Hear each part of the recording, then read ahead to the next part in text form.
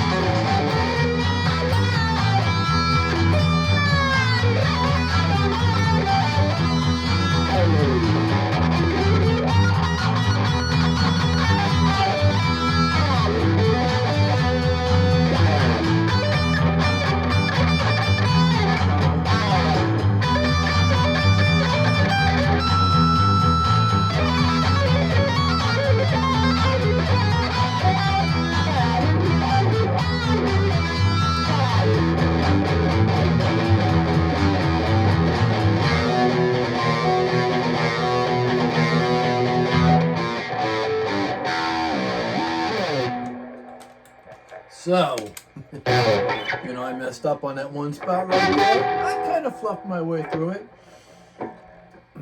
I don't know if this is part 2, part 3, part 5. I made a couple of videos on this guitar, not just for the Schecter Van Nuys traditional, what I did to it, but because of the bridge I put in it.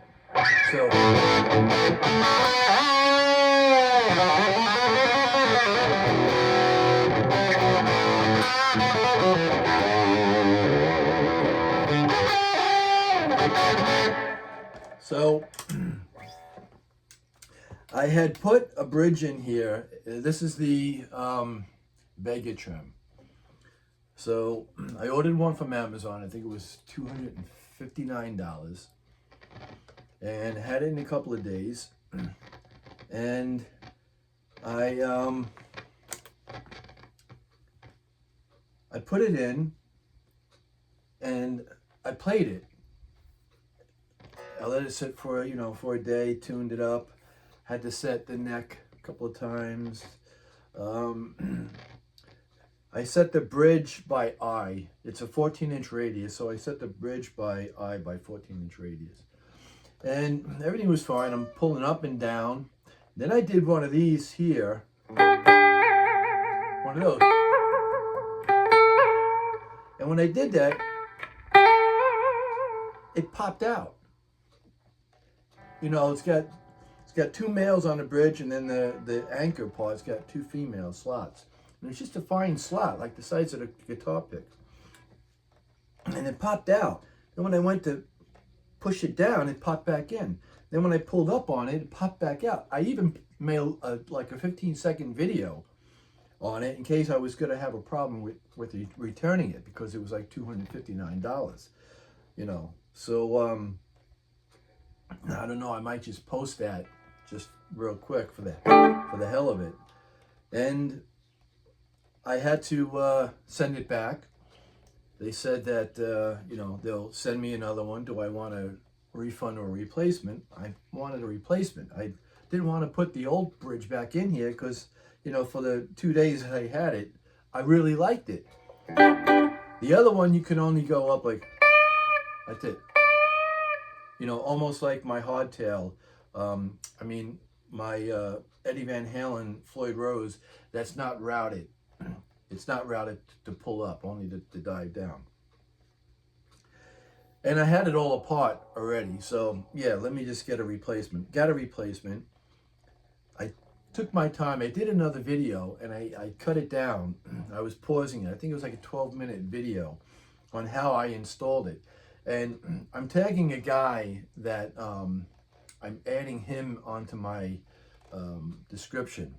He shows, it's like an hour-long video, but he does fast forward through, like putting strings on and stuff. And he gives you a lot more information than I've ever seen out of like the 5 or 6, 7 videos now that I've watched on it to learn about it. So he tells you everything about the saddles and about this and that and the other thing. So I did a quick video of me installing it, showing you how I have it with the springs in the back and the whole bit. And, you know, it was all good to go. And I stopped the video. I think I did a video when I had the first bridge in on the guitar discussing it. I don't remember. I'm just going to post whatever I have because, you know, unless I deleted it, which I think I did.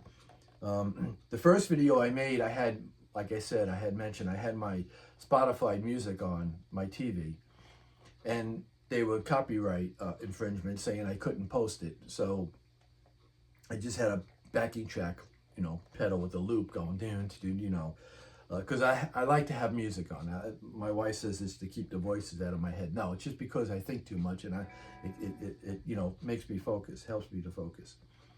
So I put the bridge back on. I set the saddles again by eye because, like I said, you have to loosen this Allen key in order to adjust each saddle, and you also have to have this Allen key loose to adjust the intonation. So only 2 of the strings were off on the intonation from the factory that I had to adjust. And once I did it, you know, everything was good. No buzzing, no nothing. And again, adjusting the neck twice. Setting the pickups. I did put these black knobs on, like I said, when they're all on, they're facing that way, and they have the white line so I could see it from the top as well, where I'm at. And they matched, you know, the 5-way select the switch and the pickups. So I was going to go with staggered tuners. These are the original Schecter tuners. The original string tree, when I was playing it, it was keeping it in tune. So I was saying to myself, why would I spend $80 on staggered tuners? These are working fine, even with the string tree. So let me just replace the string tree and put the rollerball string tree on there. So I found like 2 sets of the 2 different sizes on Amazon for like $6. So I used the original ring from the first metal one that they had, and I just put the roller bridge on there, the roller tree on there. And I don't have any issues with it. So, you know, if I was having a problem with the tuning, and again, they're new strings, so give it about a month. If it stays in tune like my Floyd Roses do, then I'm going to just leave it alone.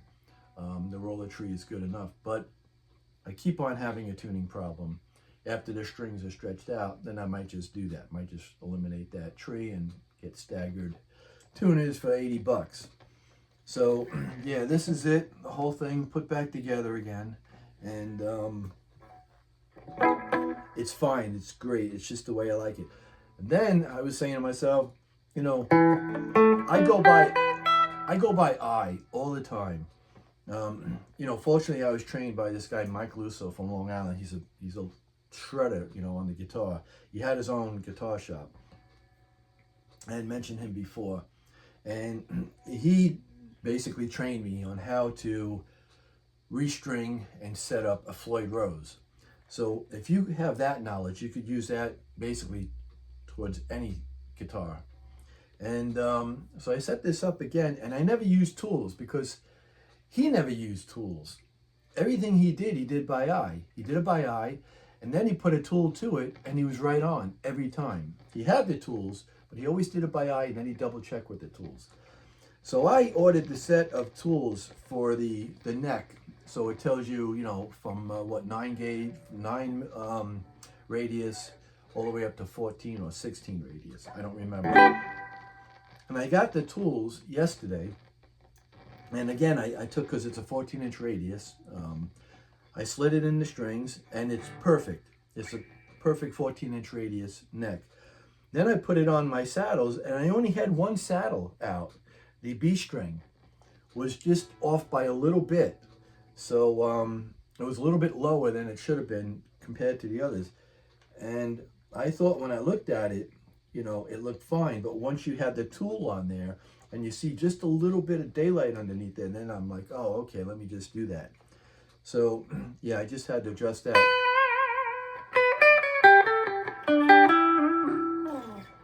And it's great. It's, it's an awesome bridge. I don't know really what happened to the first one, what the deal was, but, it did pop off somehow, and I don't remember what the whole problem was on that. It could have just been, a fluke, I don't know. But again, I was doing that, and I did like that, and it just went, I was like, whoa. The screw-on arm I like because it just feels a little bit tighter than the ones that are pushing with the little Allen keys, because I do feel in time I have to tighten those Allen keys up. So I was at one point changing them, and putting the push-in arms. I did it on one of my Washburns, but I prefer these even better, and I don't have an issue with it. I was getting a squeaky noise on my N4, so I put sponge underneath the springs, and then I sprayed them with grease. And then I found out it was the coupling that was screwing on there and making a noise, making a squeaky noise. So I put plumage tape around there, and the noise stopped, but the arm never tightened up all the way. A couple of times of moving it like this from here to here, it would just swing down, and I would have to try to tighten it up again. So I unscrewed it, and I tried to remove the plumage tape, but it'll take some doing. I know how to get it off. I just don't want to take the time. I just need like a stainless steel just to scuff it around there, and I'll be able to get it off and not have an issue with it anymore. So yeah, I don't know what number this is. I'm just going to post all that I have on here because I really don't go back and watch them again. So while I had it, while I had to change the bridge again, I re-oiled the nut. In one of the videos you can see I had a rag tied around here because I oiled it and I just let it sit. I oiled it, let it sit on the flat for a little bit, and then about 30 minutes later I hung it up on a wall, but I kept the rag just in case it would leak down. I didn't want it to leak down on the fingerboard. So this has been oiled twice. I cleaned and polished the frets and the fingerboard, and then I oiled it, and it's great. It's yeah, that's the best part. You couldn't do that with the original tremolo that was on here. So yeah, that's it. That's all I've got to say. Thanks for watching. Have a good day and a better tomorrow.